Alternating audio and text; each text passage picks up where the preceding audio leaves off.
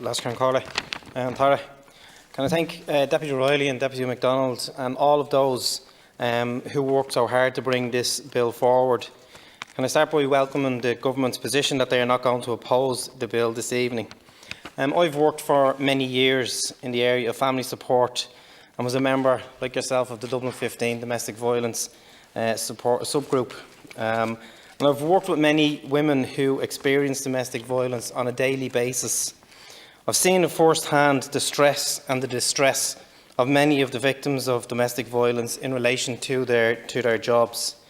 The fear that if they take another day off, then their jobs will be at risk, or if they take a sick day, which many are forced to do, or that they will lose a day's pay that they desperately need to pay rent, to put food on the table, to pay the mortgage, many to pay for things like Christmas and for confirmation, school, clothes for their kids, and many of the other demands that families face, and particularly women face during these times.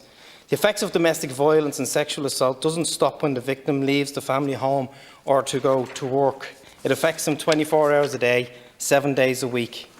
And there's a report from a service that I was reading today that really affects us, informs us all about the daily effects of domestic violence.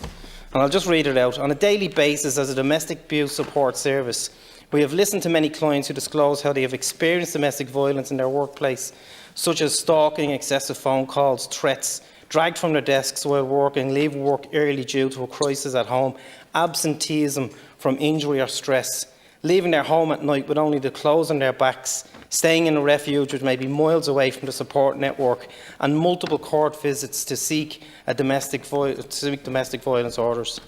The introduction of a mandatory 10-day statutory paid leave will show the people of this state that we recognise the need to support victims of domestic abuse in the workplace. The parents experiencing abuse will be able to take time out from work without having to worry about losing wages or be forced to take annual leave or sick leave, and will hopefully end the fear of them losing their jobs. Thank you.